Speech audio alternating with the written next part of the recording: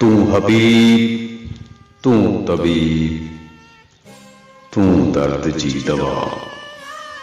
जानब मुझे जीअ में आज़ार जा अनवार। साहिब बेशफ़ा मियाँ मरीज़न खे। तू हबीब, तू तबीब, तू दर्द जो दारू। दवा आहिनि दिल खे तुंहिंजूं तवारूं। करियां थी कारूं जी बुकी ॿियनऊं न थिए। तू हबीब, तू तबीब, तू ई डठन डब। तू ॾींहुं, तू लाहीअ, तू ई हादी रब।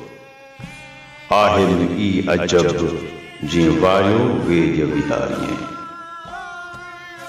तू हबीब, तू तबीब, तू दारू के दर्दन। तू ॾींहुं, तू लाहीअ, ॾातर खे ॾुखंदन। तॾहिं फ़क़ियूं फ़र्क़ कनि जॾहिं अमर करियो उनखे। जाकी करे तबीब दारू हिन दर्द जा। हणियो से हबीब उखोड़ियो अध करे। हाण हबीब हथ खणी थे कम थोरो लाइ। पिरियम तुंहिंजे घर मरां त मान रहां।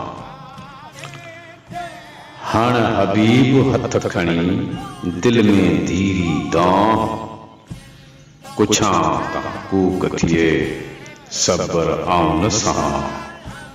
कंहिंखे जुआं त मूंखे मारियो सजणे। हाण हबीब हथ खणी बंगा लही बाण।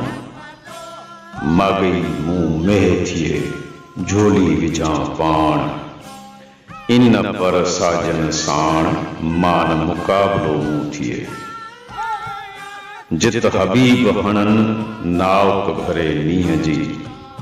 तिते तबीबन विॼा वञे विसरी।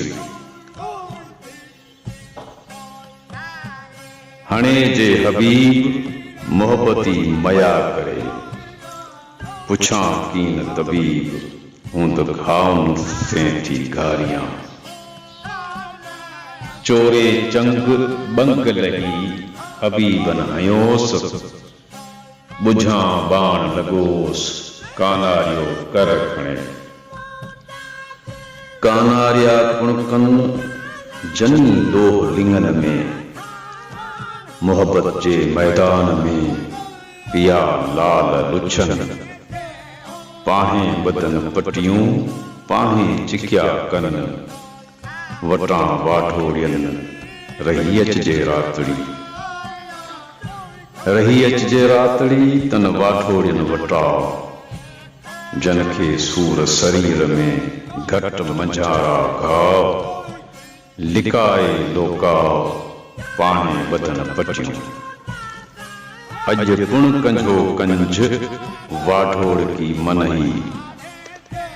जो पुण पियन संझ हू पिनियूं हो पटियूं।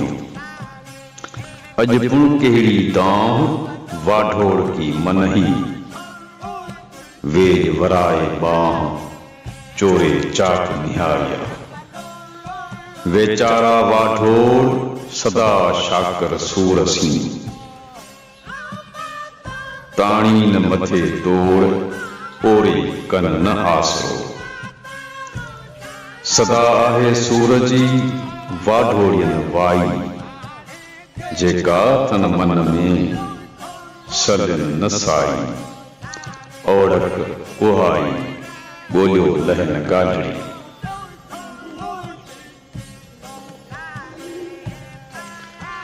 सघन सुधन सूरजी घायल कीअं घारीन। पियल पासो पटतां वाढोड़ियल न वारीन।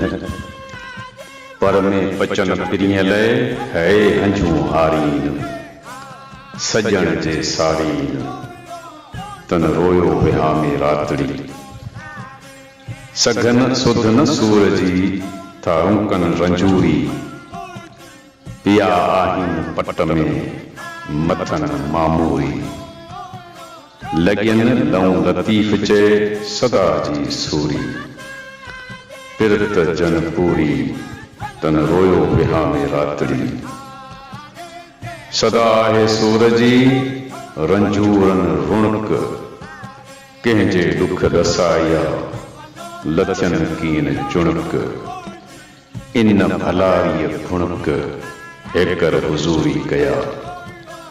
आयल उन न विसहां हंझू जे हारी। आणियो आब अखियुनि में ॾेह खे ॾेखारी। सजण जे सारी से न की रोन न चून की।